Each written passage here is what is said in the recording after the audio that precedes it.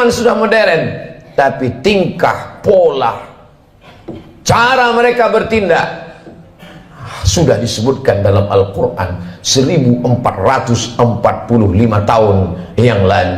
Begitulah Allah Subhanahu wa ta'ala ingin menceritakan kepada kita.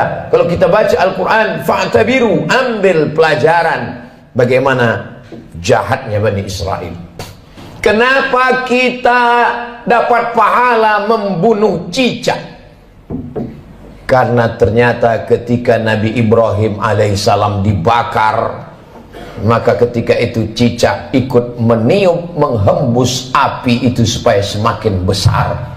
Itulah salah satu yang disebutkan Nabi SAW. Walaupun secara medis dan kesehatan, andai ada orang tidak percaya kepada hadis, tidak percaya kepada ayat, dia tetap juga akan membunuh cicak. Karena cicak membawa materi, jari-jarinya melekat ke makanan, banyak virus.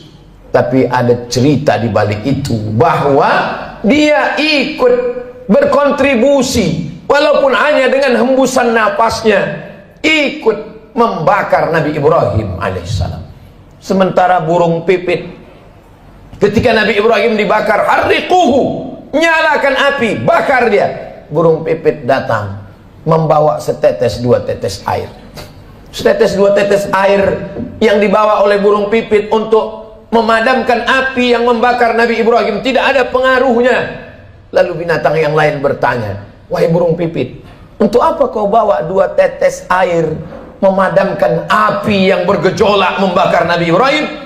Kata burung pipit, aku tidak melihat efeknya, tapi aku hanya berharap ketika nanti di hadapan Allah waktu ditanya, apa yang sudah kau lakukan ketika mereka membakar Ibrahim? Aku sudah melakukan sesuatu. Ketika Nabi Musa alaihissalam membawa Bani Israel menyeberang Laut Merah, bagaimana penderitaan yang dialami oleh Nabi Musa alaihissalam? Mereka bertemu dengan sekelompok manusia yang menyembah berhala. Lalu apa kata Bani Israel meminta kepada Musa? Ya Musa, ij'al lana ilahan kama lahum alihah. Wahai Musa, buatkanlah kami Tuhan seperti Tuhan-Tuhan mereka dalam bentuk berhala. Begitulah kurang ajarnya Bani Israel kepada Nabi utusan Allah Subhanahu wa ta'ala.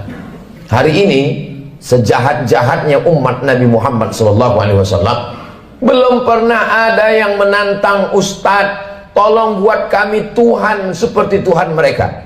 Andai tidak percaya kepada Ustadz, paling mereka hanya akan diam saja.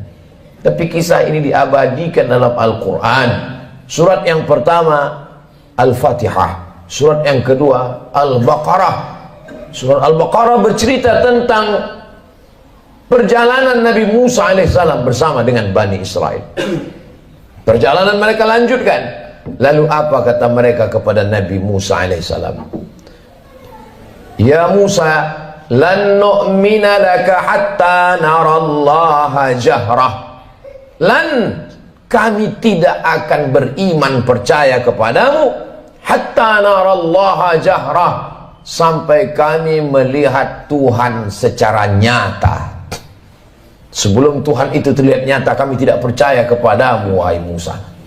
Begitulah tingkah pola mereka kepada Nabi utusan Allah Subhanahu wa ta'ala. Ke negeri kita di Nusantara cukup dikirimkan Allah wali-wali saja. Wali Songo di Pulau Jawa, para alim, para ulama. Tidak perlu Nabi. Menunjukkan dokter spesialis yang datang ke rumah orang kaya, satu sisi menunjukkan kehebatan, tapi di sisi lain juga menunjukkan bahwa ada penyakit kronis yang sulit untuk disembuhkan oleh dokter biasa. Begitulah Nabi Musa yang amat sangat kuat, sangat hebat berhadapan dengan Bani Israel yang tingkat kejahatannya juga luar biasa. Di gurun pasir tidak ada tanaman tempat bernaung dan berlindung. Mereka meminta kepada Nabi Musa alaihissalam, tolonglah engkau berdoa kepada Tuhan wahai Nabi Musa, supaya kami bisa ada naungan dan makanan. wa dhallalna 'alaihimul ghamama, kami turunkan awan untuk menaungi mereka. Lihatlah bagaimana doa Nabi Musa terkabul. Kalau melihat tingkah pola Bani Israel, Allah sangat marah. Tapi karena kelembutan Nabi Musa, wa dhallalna 'alaihimul ghamama wa anzalna 'alaihimul manna wassalwa, kami turunkan makanan yang manis dan yang asin. Yang asin, sebagian ahli tafsir mengatakan panggang burung. Yang manis adalah untuk cuci mulut mereka. Lalu apa permintaan Bani Israel? Kita kalau diberi makanan bersyukur kepada Allah, alhamdulillah. Tapi apa kata Bani Israel? Lan nasbira ala ta'amin wahidin, kami tidak sabar kalau makanannya cuman ini. Kami minta supaya Tuhanmu menurunkan kepada kami wa fumiha wa adasiha wa basaliha, kami ingin bawang merah, bawang putih, kacang asal. Betapa kurang ajarnya Bani Israel kepada Nabi Musa alaihissalam. Dikabulkan Allah doa, tidak kepanasan, dikirimkan makanan surga, meminta makanan-makanan.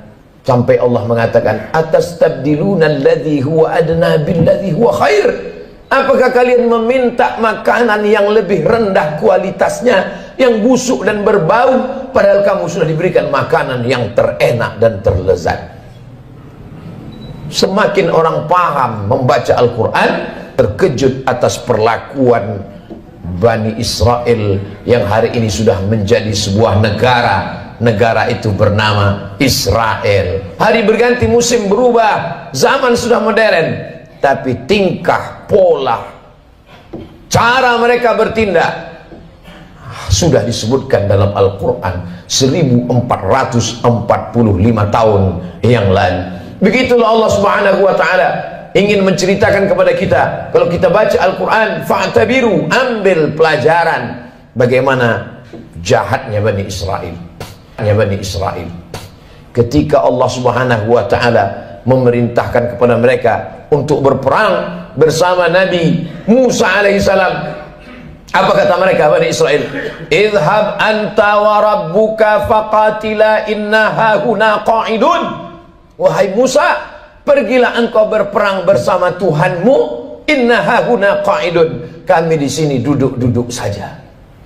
Kalau kau mau perang, pergilah perang. Pergilah engkau berperang bersama Tuhanmu. Kami tak akan mau bersama engkau, wahai Musa alaihissalam. Berbeda dengan umat Nabi Muhammad sallallahu alaihi wasallam. Kalau diajak untuk berperang, mereka rela, karena prinsip hidup mereka adalah iskariman. Kalau hidupnya hidup mulia, au mut syahidan, kalau matinya adalah mati syahid. Begitu juga ketika bala tentara pasukan Fir'aun mengejar mereka dari belakang, mundur ke belakang, mati dibunuh Fir'aun. Maju ke depan, tenggelam di Laut Merah. Ketika itu apa yang mereka katakan kepada Nabi Musa?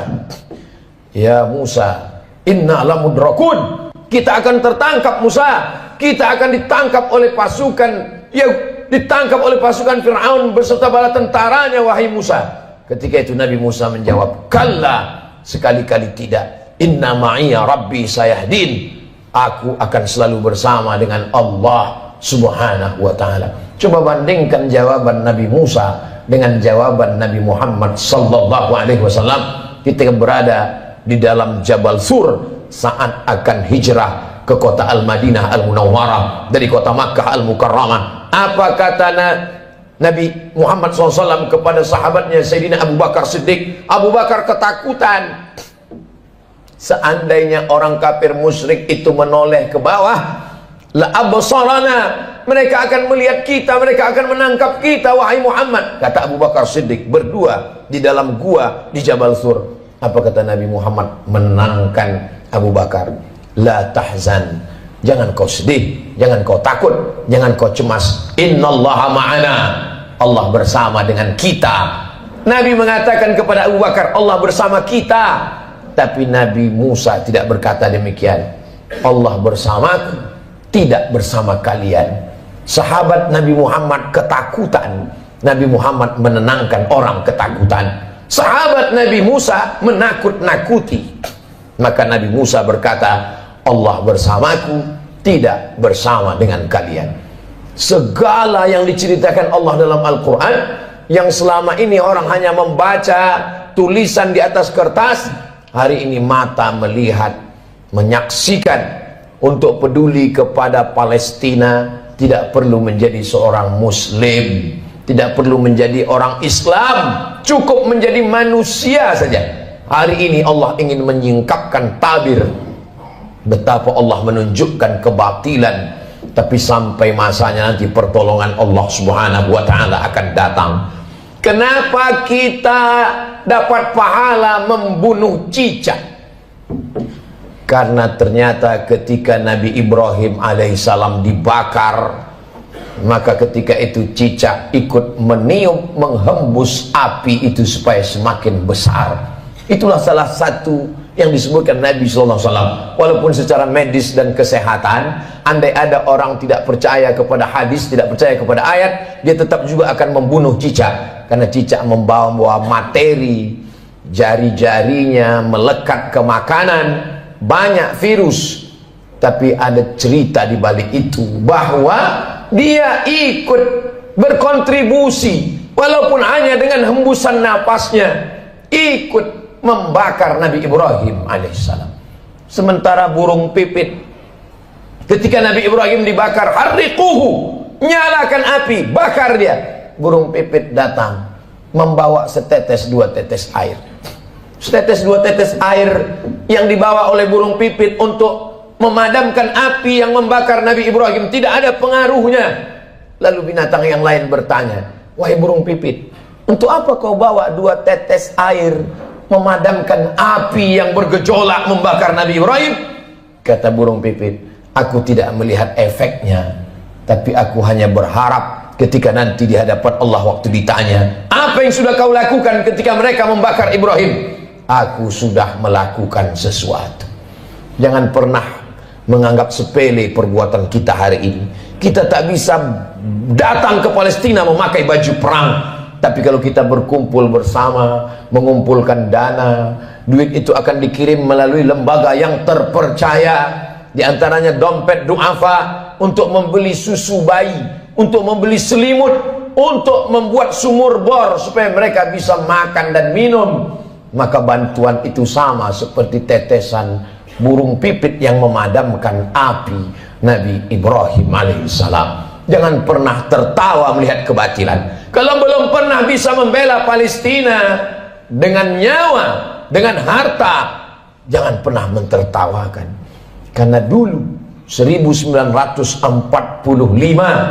ketika kita Presiden Insinyur Soekarno, Bung Hatta memproklamirkan kemerdekaan Indonesia, di antara umat di dunia ini yang mendukung kemerdekaan kita adalah Imam Amin Al-Husaini, seorang mufti.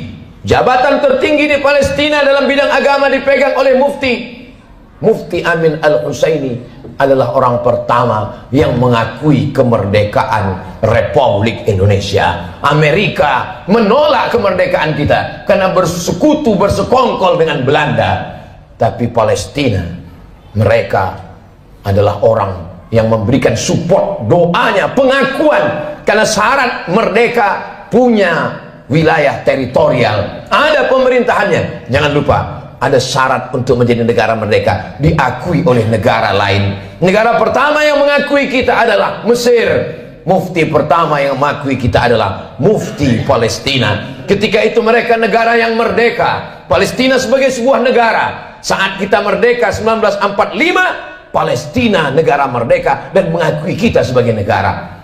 Barulah tahun 1946 orang Israel datang berduyun-duyun dari seluruh negara, merampas, mencabik-cabik, mencaplok wilayah Palestina. Dan sekarang jumlah mereka di sana 5 juta orang berkumpul.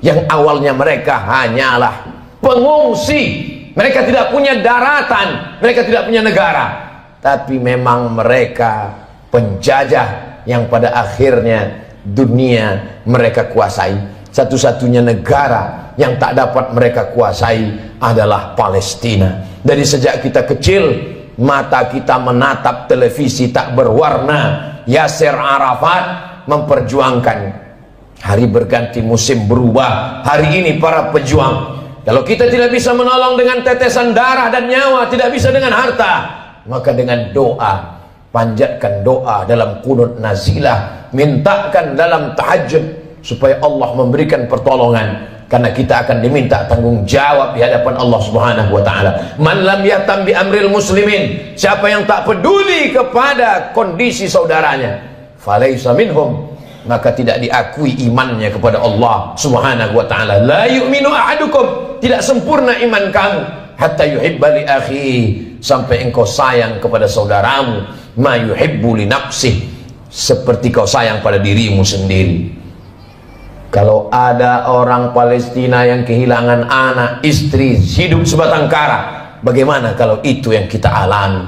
Kalau ada orang Palestina yang hancur rumahnya kelaparan, tempat makannya dibakar mereka kebunnya, bagaimana kalau itu terjadi pada diri kita? Iman kita belum sempurna sebelum kita bisa merasakan perasaan yang sama seperti yang dirasakan oleh saudara kita. Kita tidak menjadi marah membabi buta, kita tidak menjadi orang yang amat sangat keras kepada sesama, tapi justru kita menjaga persatuan, kesatuan, mendoakan, mensupport, menjadi orang yang lebih baik di hadapan Allah Subhanahu wa taala, melihat apa yang dialami oleh saudara-saudara kita.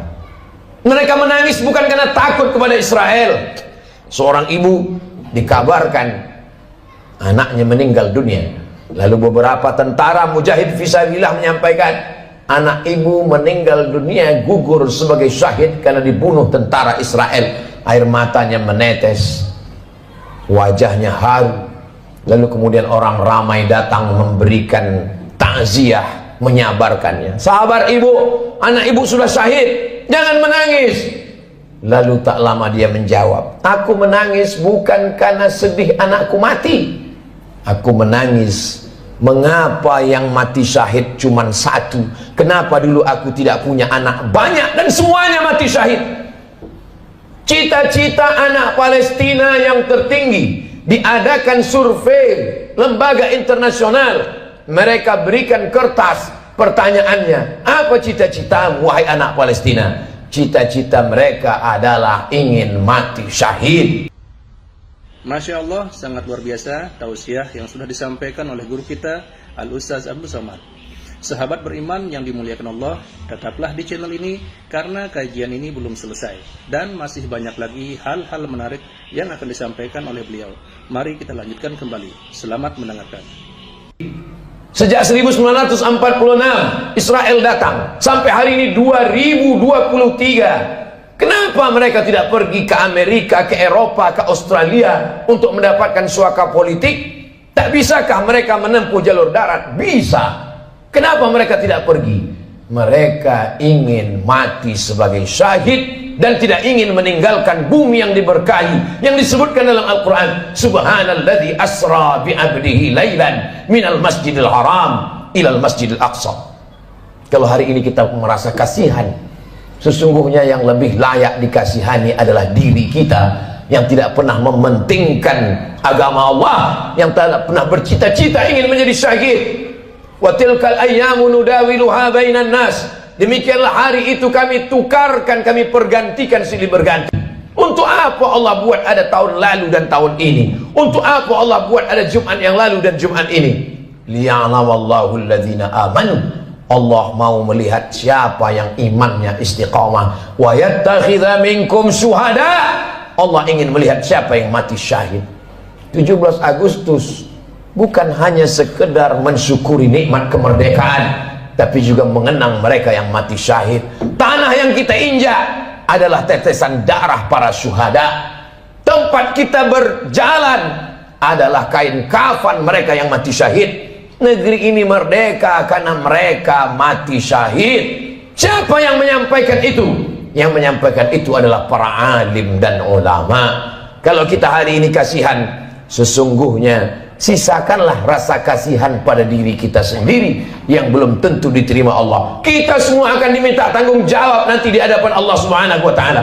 Salahuddin Al-Ayyubi, kalau dia ditanya Allah, apa yang sudah kau lakukan wahai Salahuddin? Salahuddin menjawab, aku sudah memerdekakan Palestina.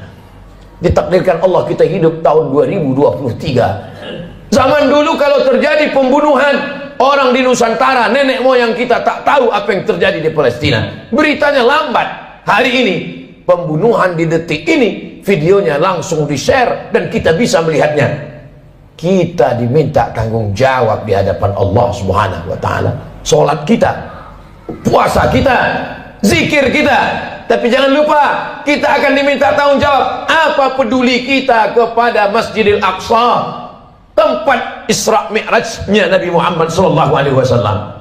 Mudah-mudahan Allah mengampuni segala dosa-dosa, kekhilafan dan kesilapan kita. Kita ajarkan kepada anak-anak kita tentang peduli kepada Palestina, tentang peduli kepada Masjidil Aqsa, tentang peduli kepada agama Allah Subhanahu wa taala. Barakallahu li wa lakum fil Qur'anil azim wa nafa'ani wa iyyakum bima fihi minal ayati wadh-dhikril hakim wa taqabbala minni wa minkum tilawatahu innahu huwal ghafurur rahim. Alhamdulillahirrabbilalamin. Demikianlah tausiah yang sangat luar biasa yang sudah kita dengarkan bersama dari guru kita Al-Ustaz Abdul Somad. Tentunya banyak sekali ilmu, hikmah dan manfaat yang bisa kita jadikan pelajaran dalam kehidupan kita sehari-hari. Sahabat beriman yang dimuliakan Allah, mari kita doakan guru kita, semoga beliau selalu diberikan kesehatan dan dimudahkan segala urusannya. Dan buat sahabat semua yang sudah setia menyimak video ini sampai selesai, saya ucapkan terima kasih banyak. Semoga Allah Subhanahu wa taala senantiasa selalu melimpahkan segala rahmat dan karunia-Nya kepada sahabat semua. Selalu diberikan kesehatan, dimudahkan segala urusannya dan dilancarkan rezekinya. Amin ya rabbal alamin. Demikian yang dapat saya bagikan, kurang lebihnya mohon maaf. Sampai bertemu lagi di video berikutnya. Wassalamualaikum warahmatullahi wabarakatuh. Setelah kita mendengarkan bersama tausiah yang sangat luar biasa dari guru kita Al-Ustaz Abdul Somad, sekarang mari kita lanjutkan aktivitas kita masing-masing. Semoga apa yang sudah disampaikan oleh beliau bisa menjadi ilmu yang bermanfaat dalam kehidupan kita sehari-hari. Selamat beraktivitas buat sahabat semua dan sukses selalu. Sampai bertemu lagi di video Ar-Razzaq 313 berikutnya. Wabillahi taufiq wal hidayah. Wassalamualaikum warahmatullahi wabarakatuh.